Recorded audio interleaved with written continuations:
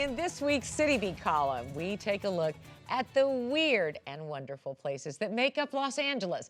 LA Times columnist Nita Lelyveld wrote about how LA's cityscape is rapidly changing, making its oddities a thing of the past. Nita, we could talk about this stuff all day, but remind people what used to be here. Let's start with, say, the Sunset Strip.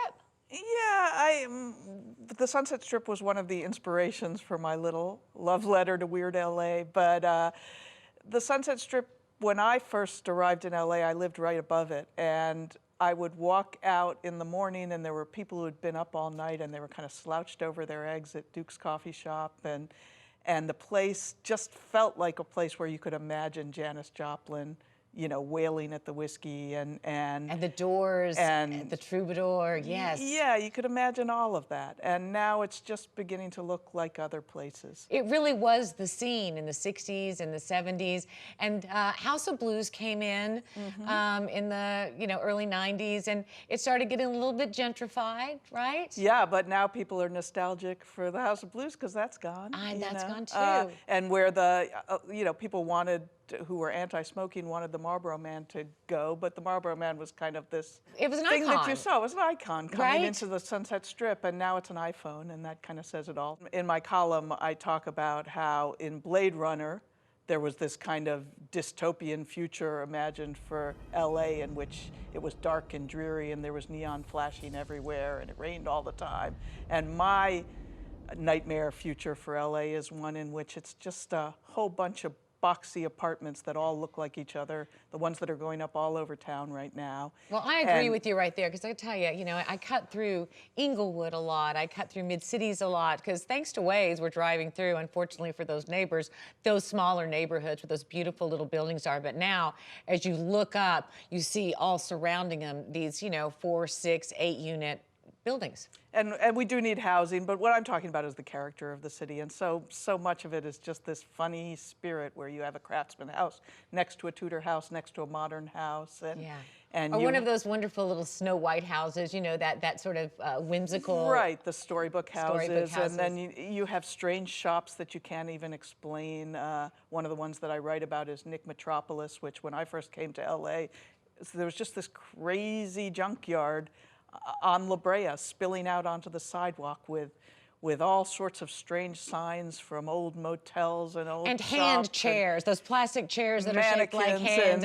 Yes, he's still there, but you say he's going to leave La Brea. He's on his way out. He's moving to West Adams because he can't afford the rent on La Brea.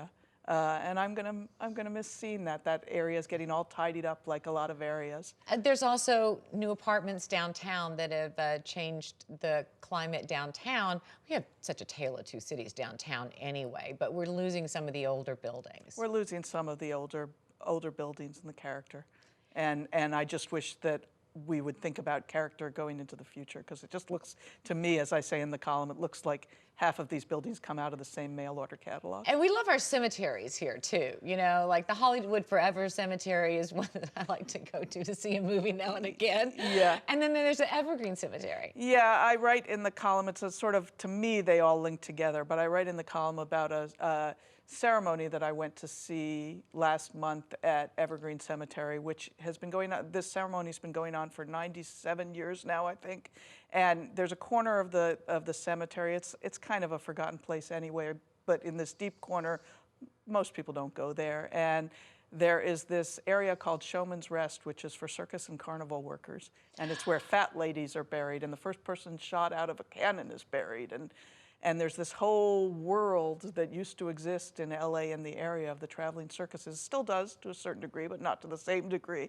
In any case, it's commemorated every year. People gather in this corner of the cemetery, but that's fading out.